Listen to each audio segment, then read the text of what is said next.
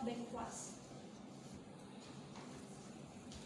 Untuk yang pertama ini ada pengertian just in time. Just in time adalah konsep yang didefinisikan secara sempit sebagai proses produksi atau pengelolaan persediaan. Namun, di dalam arti luasnya mencakup seluruh proses operasional perusahaan berdasarkan filosofi just in time yang bertujuan untuk mengurangi pemborosan dan penggunaan sumber daya berlebihan dalam produksi serta pelayanan pelanggan.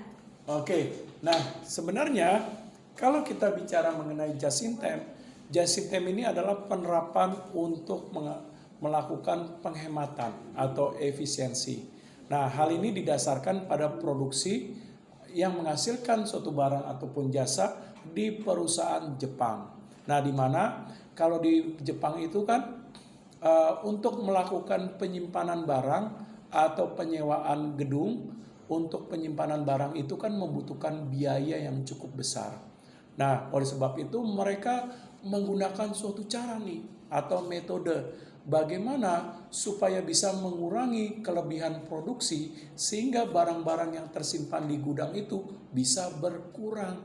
Nah, kalau sudah berkurang berarti apa? Perusahaan bisa melakukan penghematan terhadap penyimpanan barang-barang yang tersedia di gudang. Nah, sehingga berbagai atau pemborosan ini bisa ditekan dengan maksud dan tujuan agar ketika melakukan produksi antara permintaan terhadap barang dengan penawarannya ini dikatakan sesuai. Nah, sehingga tidak ada kelebihan dari produksi. Untuk apa? Untuk penyimpanan suatu barang. Untuk penyimpanan suatu barang. Nah, sehingga dalam hal ini apa? Nah, sehingga dalam hal ini perusahaan dapat menekan biaya atau cost untuk melakukan penyimpanan produk atau barang.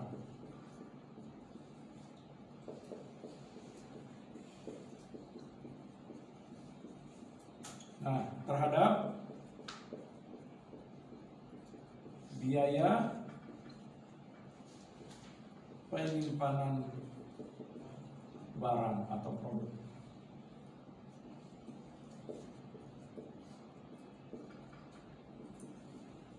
Nah, ini pemahaman TKM yang TKM ini awalnya dilaksanakan di perusahaan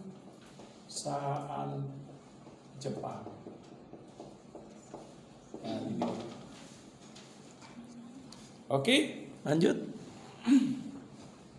Untuk materi selanjutnya ini ada aspek-aspek pokok keberhasilan sistem just in time. Yang pertama itu ada menghilangkan aktivitas yang tidak bernilai tambah. Yang kedua ada kemitraan dengan stakeholders. Yang ketiga ada komitmen manajemen puncak pada mutu. Yang keempat ada penyederhanaan aktivitas dan optimalisasi sumber daya. Yang kelima ada perbaikan keberlanjutan atau kaizen. Yang keenam ada perspektif jangka panjang. Yang ketujuh ada pengurangan pemborosan atau mudah. Dan yang terakhir ada pengurangan pemborosan dengan metode 5S. Oke, terusin dulu. Silakan. Yang pertama itu ada menghilangkan aktivitas yang tidak bernilai tambah. Maksudnya adalah semua aktivitas yang tidak memberikan nilai tambah terhadap produk atau jasa harus dihapus untuk mengurangi biaya yang tidak perlu. Yang nilai tambah dimulai dari pembelian bahan baku hingga distribusi barang jadi ke konsumen. Oke, sebentar. Nah, artinya apa? Setiap kegiatan produksi yang sudah direncanakan dan diputuskan itu harus berjalan sebagaimana mestinya. Nah, sehingga kalau ada pelaksanaannya tidak sesuai dengan apa yang telah direncanakan, nah berarti ini harus dilakukan berupa meng-cut atau menghilangkan berbagai kegiatan-kegiatan aktivitas yang tidak memberikan nilai kegunaan terhadap apa? perencanaan yang telah ditetapkan perusahaan dalam melakukan kegiatan produksi. Nah, oke, lanjut. Yang kedua ada kemitraan dengan stakeholders, yaitu hubungan yang baik dengan pekerja, pelanggan, pemasok, manajemen, dan pemegang saham yang penting. Kemitraan ini mendukung inovasi, produktivitas, serta efisiensi. Just in Time juga mendorong pemberdayaan pekerja untuk meningkatkan mutu, menurunkan biaya, dan mempercepat pengambilan keputusan. Oke, metode Just in Time ini akan berfungsi dengan efektif apabila ada kolaborasinya. Kolaborasi dalam hal ini menekankan terhadap kerjasama atau kemitraan terhadap berbagai pihak-pihak yang berkepentingan seperti manajer. Nah, manajer ini berkepentingan dalam penerapan sistem Just in Time untuk menciptakan keberhasilan dalam hal apa? Pencapaian tujuan, sasaran, dan melakukan penghematan. Yang kedua apa? Ini berkaitan dengan direktur utama, pihak berkepentingan. Direktur utama itu berkepentingan dalam hal apa? Dalam hal meningkatkan nilai perusahaan. Nah, supaya perusahaannya semakin meningkat, dapat menekan biaya, maka pimpinan ini berkepentingan terhadap Just in Time. Seperti apa? Berkepentingan dalam pelaksanaannya, berkepentingan dalam hal penerapannya, berkepentingan dalam pengambilan keputusan, berkepentingan dalam evaluasi, dan lain sebagainya. Nah, lalu apalagi pekerja? Pekerja juga pihak yang berkepentingan seperti apa? Nah, dengan adanya pekerja, maka pekerja dapat dilibatkan dengan adanya peran serta, keterlibatan, atau partisipasi pekerja untuk mau melaksanakan pelaksanaan metode dari Just in Time. Nah, selanjutnya apa? Memperhatikan dari stakeholder dengan memperhatikan distribusinya. Nah, siapa yang menjadi distributor? Nah, harus menjalin kerjasama dengan baik supaya membantu perusahaan dalam melaksanakan kegiatan distribusi secara efektif. Nah, lalu apalagi pihak yang berkepentingan stakeholder? Konsumen. Konsumen perlu dilibatkan seperti apa yang diinginkan, apa yang dibutuhkan agar sesuai dengan harapan sehingga produk yang dihasilkan mampu berada di tangan konsumen dengan tepat terhadap nilai waktu sesuai dengan kebutuhan dari konsumen. Oke? Lalu apalagi? Nah, jalin hubungan dengan baik dengan supplier, para pemasok. Nah, yang dibutuhkan perusahaan terhadap ketersediaan bahan baku. Nah, kalau pemasok itu dilibatkan dengan baik, didorong kinerjanya. Nah, sehingga apa? Dapat meningkatkan nilai produksi sehingga penerapan Just in Time ini bisa lebih efektif lagi. Dalam apa? Dalam menghasilkan produk sesuai dengan permintaan dengan penawarannya. Nah, itu dia. Oke, lanjut. Yang ketiga ada komitmen manajemen puncak pada mutu, yaitu manajemen harus berkomitmen untuk meningkatkan mutu dengan tujuan meminimalkan atau menghilangkan produk yang cacat. Yang keempat. Nah, sebentar. Nah, Just in Time ini akan berfungsi lebih baik lagi jika adanya pelaksanaan dan penerapan dengan metode yang lain.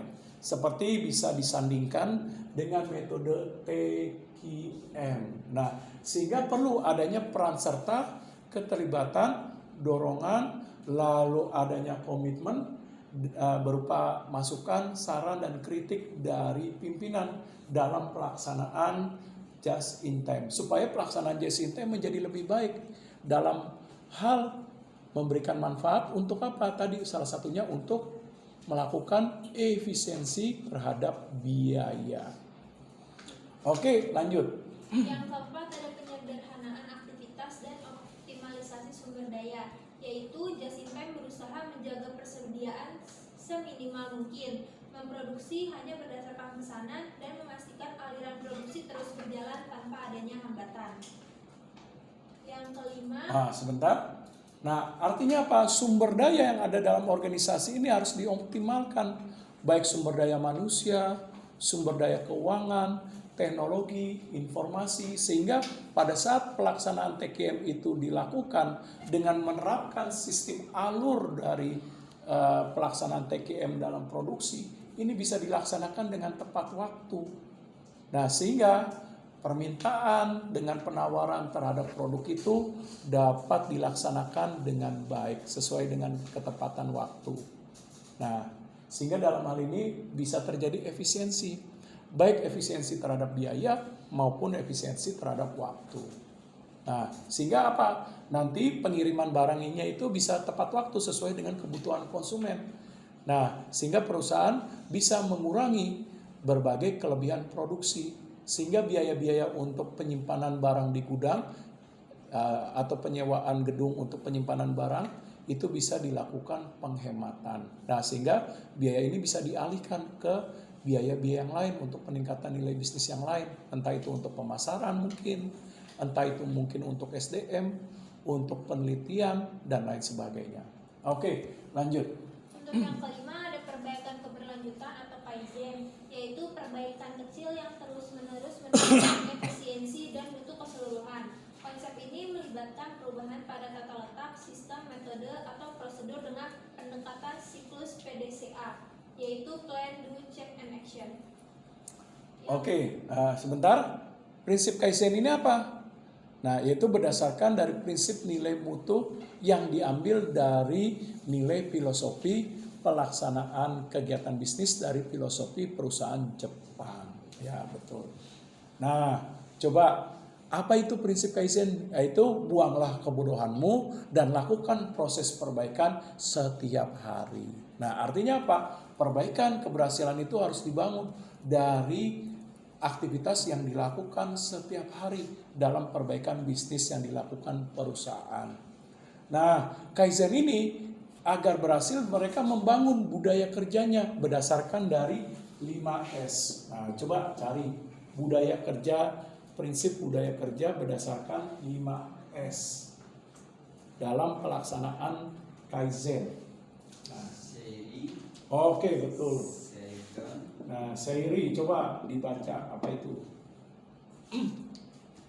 Seiri memisahkan barang yang diperlukan dan tidak diperlukan, membuang barang yang tidak terpakai, serta membersihkan kotoran dan Oke, artinya agar Kaizen ini bisa berhasil sebagai upaya dalam melakukan proses perbaikan setiap hari dengan menerapkan budaya organisasi, tekankan kebersihan. Kalau ada sisa-sisa produksi segera buang, jangan dibiarkan. Nah, supaya terlihat rapi, bersih. Nah, ini prinsip Seiri. Lalu apa lagi? Yang kedua itu ada Seiton atau penataan. Oke, Seiton penataan. Jangan setan ya, beda. Seiton. Yaitu menata tata letak secara rapi agar barang mudah ditemukan, meningkatkan efisiensi dan produktivitas, serta memastikan keamanan kerja. Oke, artinya apa? Supaya bisa melaksanakan just in time dengan tepat dan membangun perbaikan secara terus-menerus, maka ciptakan budaya kerja berdasarkan Seiton. Seiton itu apa? Nah, seperti contohnya kalau dalam perusahaan ada obeng, gunting, dan lain sebagainya, alat-alat produksi, letakkan dengan baik. Jangan dibiarkan begitu saja, supaya kalau ada orang lain membutuhkan, mereka bisa mengambil dengan baik, tidak perlu lagi mencari-cari. Nah, lalu apa lagi? Perhatikan tata letak. Nah, supaya nanti produksi bisa lancar, maka disusun tata letaknya dengan baik. Nah, supaya kegiatan produksi itu berjalan dengan tepat. Nah, ini dia. Lalu apa lagi? Yang ketiga ada Seiso atau pembersihan. Saiso, oke. Nah, Yaitu coba dibaca. membersihkan barang, peralatan, tempat kerja, dan lingkungan untuk menciptakan suasana kerja yang nyaman dan mendukung produktivitas. Oke, artinya, nah, ketika sudah melaksanakan kegiatan produksi, maka mesin-mesin produksi harus dibersihkan. Jangan dibiarin aja. Kalau ada misalnya oli di mesin produksi, segera bersihkan supaya nanti mesin-mesin produksi itu bisa bertahan lama, awet. Nah, sehingga proses perbaikan dan penerapan just in time ini bisa dilaksanakan dengan tepat pada nilai sasaran. Oke, lanjut. Yang keempat itu ada Saiketsu, yaitu pemantapan. penerapan, yaitu menjaga standar operasional dengan disiplin seperti mengembalikan barang ke tempatnya untuk mengurangi waktu pencarian. Oke, artinya, nah laksanakan prosedur ketentuan dengan baik. Seperti contohnya dibangun budaya disiplin. Kalau ada karyawan yang ngambil barang, gunting, nah atau alat-alat produksi yang lain nih diletakkan sembarang, tegur. Nah, ingatkan kedisiplinan supaya kalau sudah gunakan kembalikan ke tempat semula, supaya kalau ada karyawan yang membutuhkannya bisa, gak perlu lagi memakan waktu nyari-nyari lagi. Nah, sehingga dia bisa ngambil dan melaksanakan kegiatannya dengan baik, gak perlu lagi nyari-nyari. Tadi perasaan saya naruh mesin misalnya obeng di sini dia mana ya, nah, membutuhkan waktu yang lama tuh, nyari lagi, belum lagi dia melaksanakan pekerjaannya sehingga memboroskan waktu. Nah, ini dia prinsip Seketsu. Nah, artinya apa? Tingkatkan kedisiplinan. Nah, seperti kebiasaan menaruh barang harus pada tempatnya, jangan dibiarkan begitu saja. Kalau ada rekan kerja yang lain membutuhkan, sehingga dia tidak menghabiskan waktu untuk mencari kembali. Nah, ini dia. Untuk yang terakhir ada Shitsuke, yaitu pembiasaan, yaitu melatih disiplin dan kebiasaan kerja secara berkelanjutan melalui penerapan langkah-langkah. Oke, terapkan kebiasaan kerja dengan baik dengan adanya proses, prosedur, ketentuan, sistem. Nah, supaya bisa teratur dalam pelaksanaan pekerjaan. Nah, itu dia. Nah, Sesutke, ya betul. Bukan Shizuka, beda. Sesutke. Oke, lanjut. Untuk yang selanjutnya ada perspektif jangka panjang, yaitu fokus pada perbaikan bertahap yang memberikan dampak besar jika diakumulasikan dalam jangka panjang dan menjadikan pencapaian signifikan bagi perusahaan. Oke, benar. Terapkan perbaikan untuk jangka panjang. Dimulai dari perencanaan tahun ini, 3 tahun ke depan, 5 tahun. Nah, sehingga nantinya keberhasilannya bisa dirasakan dengan lebih baik lagi. Nah, ini dia. Oke, lanjut. Dan untuk yang terakhir ada pengurangan pemborosan atau mudah, yaitu menghilangkan pemborosan seperti produksi berlebih, waktu tunggu, transportasi berlebihan, stok tidak berguna, serta barang yang cacat. Selain itu, Jasintan juga menghindari ketidakteraturan atau murah dan penggunaan sumber daya berlebihan atau nyeri untuk menciptakan efisiensi maksimal dalam proses produksi. Nah, dalam bahasa Jepang, arti pemborosan itu, makasih ya, artinya mudah. Mudah itu artinya pemborosan. Nah, dalam Jasinten, pemborosan ini tidak diperkenankan. Nah, pemborosan itu harus ditekan seminimal mungkin. Seperti kelebihan kapasitas produksi yang tidak sesuai dengan permintaan dan penawaran. Lalu produk yang cacat harus bisa ditekan seminimal mungkin. Kelebihan waktu dalam produksi harus dikurangi seminimal mungkin sesuai dengan standar yang telah ditetapkan dalam prinsip just in time. Nah, ini dia dengan menekan berbagai macam pemborosan. Oke, lanjut. Untuk materi yang selanjutnya itu ada karakteristik dalam penerapan pembelian just in time, yaitu ada 9. Yang pertama adalah membuat perjanjian jangka panjang dengan pemasok tentang mutu, waktu pengiriman, dan harga produk dan jasa. Yang kedua, mengurangi jumlah pemasok sehingga perusahaan dapat mengurangi sumber-sumber daya yang digunakan untuk bernegosiasi dengan pemasoknya. Yang ketiga, melakukan seleksi atas pemasok mengenal mutu, harga, dan penerimaan barang. Sebentar. Nah, supaya Jasinten ini bisa dilaksanakan dengan tepat pada nilai sasaran, perhatikan karakteristik. Karakteristik ini adalah ciri bagaimana Jasinten itu akan dilaksanakan. Pertama, buat perjanjian, artinya buat perencanaan secara tepat dan akurat berdasarkan pencapaian tujuan dan sasaran jangka panjang. Seperti perubahan mutu, seperti apa sih perubahan mutu 20 tahun mendatang yang diharapkan. Lalu peningkatan waktu untuk misalnya 10 atau 20 tahun mendatang seperti apa. peningkatan produk 10 atau 20 tahun mendatang, apa yang diharapkan oleh perusahaan terhadap perubahan konsumennya. Nah, ini harus berdasarkan orientasi sasaran tujuan jangka panjang. Yang kedua apa? Pilih selektif. Nah, terhadap supplier, siapa supplier yang berkompeten dalam menyediakan bahan baku yang diperlukan perusahaan untuk mendukung kegiatan produksi. Nah, contoh misalnya saya sebagai pengusaha multimedia proyektor, maka saya pilih bahan bakunya yang mendukung perusahaan saya untuk menghasilkan multimedia proyektor apa saja, mulai dari bahan baku kabel, bahan baku konektornya nih, lalu bahan baku tombolnya, dan lain sebagainya.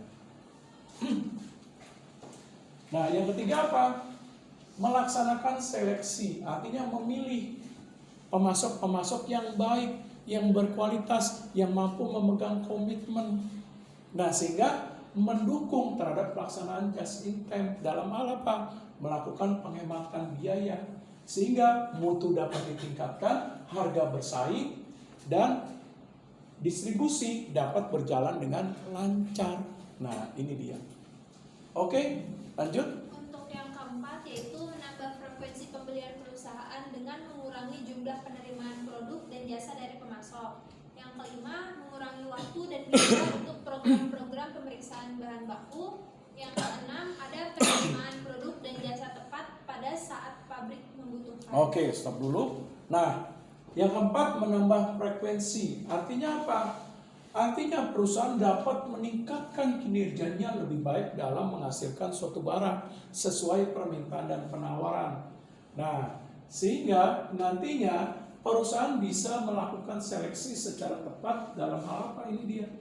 Memilih supplier-supplier yang berkomitmen untuk mendukung dalam pelaksanaan just in time. Nah, lalu yang kelima apa? Mengurangi waktu dan biaya untuk program-program pemeriksaan bahan baku. Artinya apa? Kalau just in time ini sudah dilaksanakan dengan baik, maka kontrol pengawasan tidak diperlukan lagi. Kontrol dan pengawasan dapat ditekan. Karena kenapa? Kesadaran dan prinsip moral terhadap pekerja dan manajer untuk pelaksanaan just in time itu sudah bisa dilaksanakan secara tepat, guna dan tepat sasaran. Nah, yang keenam, penerimaan produk dan jasa tepat pada pabrik yang membutuhkan. Artinya apa? Artinya sesuai dengan jumlah barang yang dihasilkan, permintaan dan penawaran, sehingga nantinya kalau sudah sesuai dikirim tepat waktu sehingga dapat melakukan penghematan, tidak terjadi kelebihan dari produksi. Nah, sehingga biaya untuk melakukan penyewaan terhadap penyimpanan barang ini bisa ditekan nih. Nah, dalam prinsip 6, sehingga perusahaan nanti bisa mengalihkan ke biaya yang lain dalam aktivitas bisnis untuk meningkatkan kinerja. Entah itu nanti untuk pemasaran mungkin, entah itu untuk SDM dan lain sebagainya. Oke, lanjut. Yang ketujuh, ada menekankan pada sisa persediaan bahan baku dan persediaan barang dalam proses atau barang setengah jadi yang minimum atau bersaldo nol. Yang kedelapan, ada mengurangi biaya gudang dengan jumlah persediaan bahan baku yang bersaldo nol. Dan yang terakhir, mengurangi kegiatan dan biaya yang tidak bernilai tambah.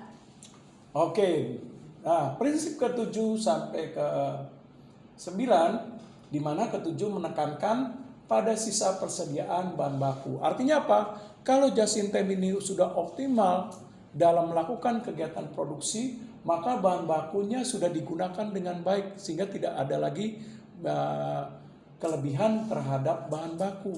Nah, sehingga pelaksanaan produksi dalam menghasilkan barang itu sudah sesuai dengan tujuan, perencanaan dan keputusan. Nah, sehingga nantinya telah terjadi penghematan biaya yang ditandai apa ini? Yang minimum atau bersaldo nol. Nah, itu dia.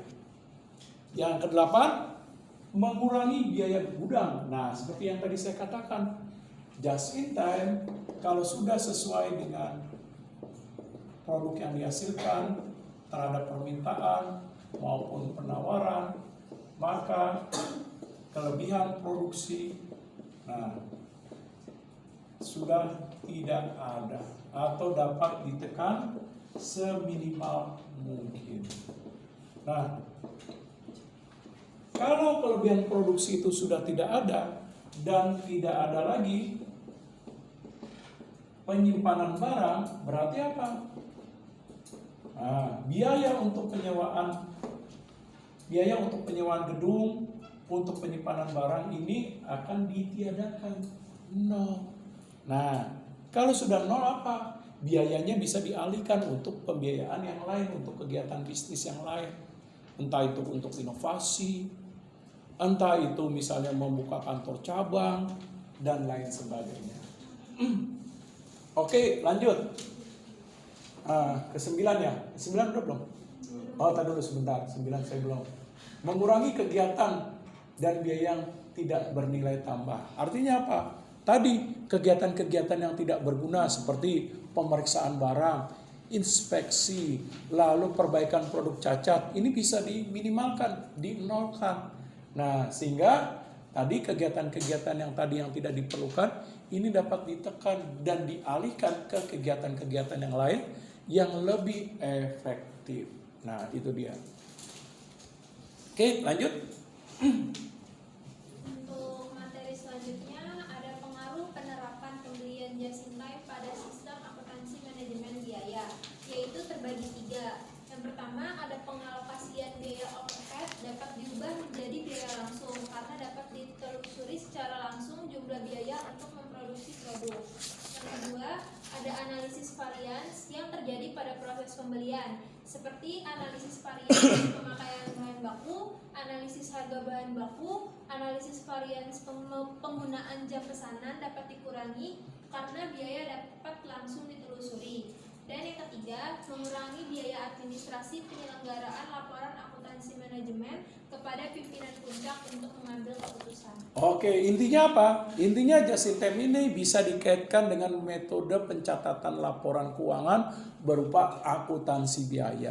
Nah, akuntansi biaya ini akan membantu menelusuri biaya-biaya yang sudah dikeluarkan perusahaan dalam melakukan kegiatan produksi. Misalnya contoh, ini bentuk laporannya, maka pimpinan bisa mengevaluasi kira-kira pemborosannya di mana nih dari kegiatan produksi sehingga perusahaan terjadi pembengkakan biaya.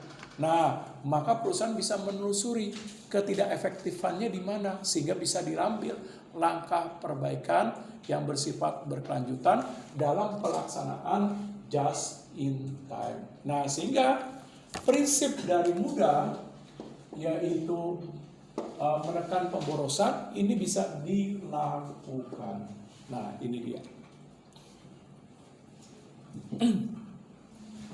Yang selanjutnya Ya.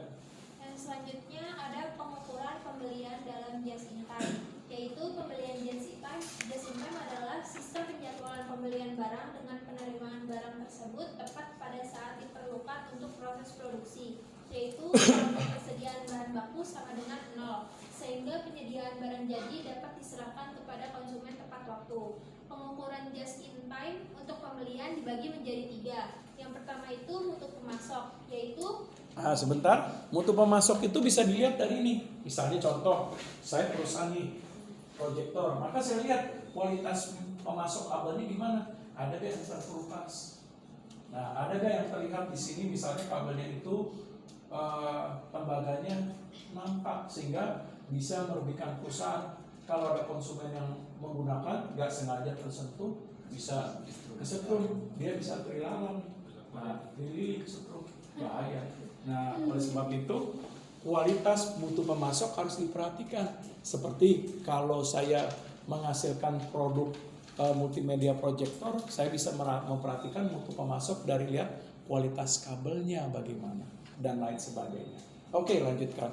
Yang kedua ada jumlah pemasok, yaitu jumlah pemasok dikurangi sehingga biaya operasional perusahaan menurun dan perusahaan hanya membeli atau berinteraksi dengan pemasok yang memberikan mutu produk dan jasa yang memenuhi atau melebihi standar perusahaan dengan pengiriman yang tepat waktu dan harga yang kompetitif. Oke, pilih pemasok-pemasok yang bereputasi baik, yang track recordnya, catatannya baik. Nah, yang bisa berkomitmen, bekerja sama, supaya apa? Ini membantu dalam pelaksanaan just in time tepat waktu, sehingga produk yang dihasilkannya itu terjadi penghematan, baik terhadap penghematan biaya maupun penghematan waktu, sehingga distribusi dapat berjalan dengan lancar. Karena kenapa? Pemasoknya ini dapat dipercaya. Nah, itu dia. Oke, lanjut. Dan yang terakhir ada umur persediaan bahan baku yang tersimpan dalam gudang. Dengan penerapan konsep just in time, diharapkan bahwa umur persediaan mendekati 0 atau sama dengan 0. Nah, artinya apa? Nah, pilih kualitas bahan baku yang baik dari pemasok-pemasok yang dipercaya. Seperti contoh nih, saya menghasilkan multimedia proyektor, maka saya harus pilih pemasok yang menyediakan kebutuhan kabel ini yang berkualitas. Jangan sampai baru disimpan seminggu, baru dipegang ini udah tercutas. Istilahnya apa kalau bahasa Betawi tepok ya. Nah, kalau bahasa Indonesia saya kurang tahu ya. Lapuk, mudah lapuk. Nah, itu dia. Nah, kan ada tuh kabel baru dipegang dikit tiba-tiba gampang terkupas. Nah, ini harus memperhatikan bahwa pemasok produknya, bahan bakunya harus berkualitas, tahan lama. Nah, oke, lanjut.